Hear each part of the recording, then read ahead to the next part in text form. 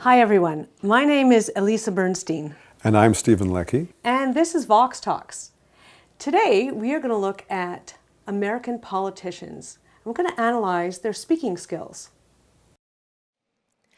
The second area where we need to chart a new course is how we approach punishment and prison.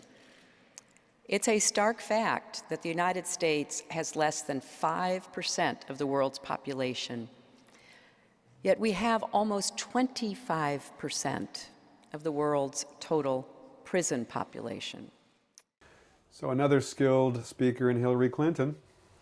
She's an excellent speaker. She's so clear. She's very poised. I was going to say she's present, but in fact, she's not really that engaged in what she's saying. That would be my one issue with her speaking.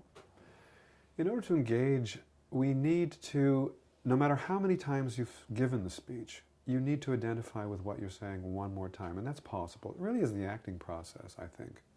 I mean, it's a tough thing for speakers to hear, but they really need to be, as I say, actors of their own words. These are words that they've written, these are words that they're comfortable with, but they have to recreate the emotional impetus for saying these every time they speak one of those thoughts, one of those sentences. We're going to look at one thing that she can improve today that will make her speaking better. And that thing would be the ability to maintain the lips at the end of a thought. You must maintain your lips slightly open. Do not press down on the lips at the end of a thought, because it closes off the line, it closes off the development of the next thought, and it also leads to the famous smacking noise. And that seems like a really small detail. People think, oh, who cares? You know, I'm speaking normally. My mouth will do what it wants to do. And yet it has serious implications. It can build to all kinds of problems. You get sucking noises on your breath. You have to edit out the smack often. There's all kinds of reasons why you don't want to do that. But for me, the fundamental reality is the speech will not develop. It will always have a listless quality to it. It will always seem to be collapsing. And that's the biggest issue speakers have, is the sameness. Everything seems the same, it sounds the same, it's in the same part of their voice, has the same emotional tone to it. And don't forget, we have to breathe. So when you get to the end of a line, leave the lips open, and there's the breath and there's the development. But compare that to dropping things down at the end. This pressure, this look, this quality, it's not a high achiever quality. So what we're going to do is we're going to compare this to Hillary in a more relaxed setting, and we're going to show that the difference between the two is quite remarkable. So the press was having a pisco sour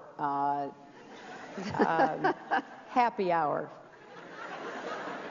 And apparently pisco sours make you very happy, especially these that were made in Lima. And so we were looking for the ambassador to try to find a time. And I went down to the bar in the hotel, and we're trading stories and chatting each other up. And, I'm having a pisco sour. And, pretty soon things are looking really positive and optimistic. Now, first of all, I want to say maybe it's not really fair that we are comparing a very serious speech about the penal system and the criminal law system with a fun anecdote about getting drunk while waiting for the ambassador of China. For me, the fundamental reality, however, accepting what you just said, is that we must tap into what is good about spontaneous speech, the good components. And the components that make you sound like a complete speaker and a complete human being in the process of expressing what you're feeling. So in this interview, you see a wide range of expression, and that can come into any speech. I don't care what the topic is. Well, she's like a different person in this interview. She's relaxed, she's got personality, she's fun, sense of humor. Not that she should necessarily bring those qualities into the speech about the criminal law system. It's not the qualities as much as bringing in the actual approach.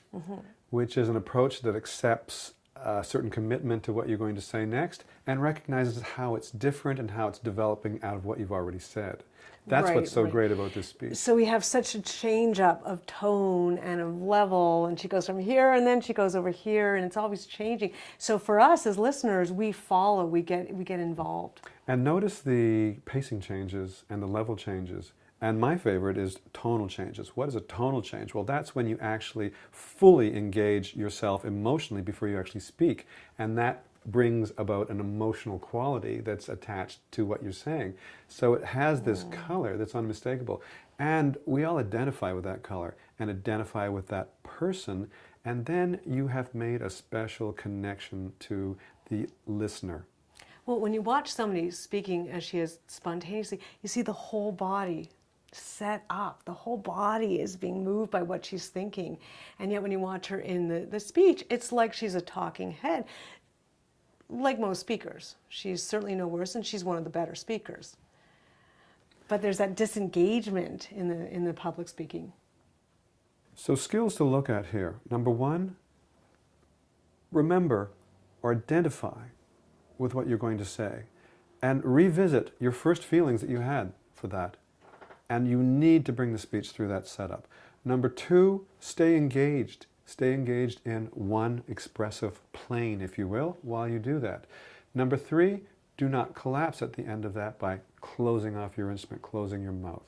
Those 3 points will take this speaker to a whole new level. You know what I find works really well for me with my students is that to finish one thought and stop and wait and make sure you know what you're about to say. Make sure you have something in your whole being before you actually speak it. Because people tend to just latch on to the next line as if it's just going to solve itself. Or they don't latch onto it, and what do? The famous ah or right, comes in, it presents itself. The key to controlling your ahs and your ums and your ers is to do exactly what you just said, is to actually take a hold of what you're thinking, physically, vocally, emotionally, and then express it. Explain it to us with words. If you will follow that simple recipe, then all of the speech, all of the speaking will improve immensely.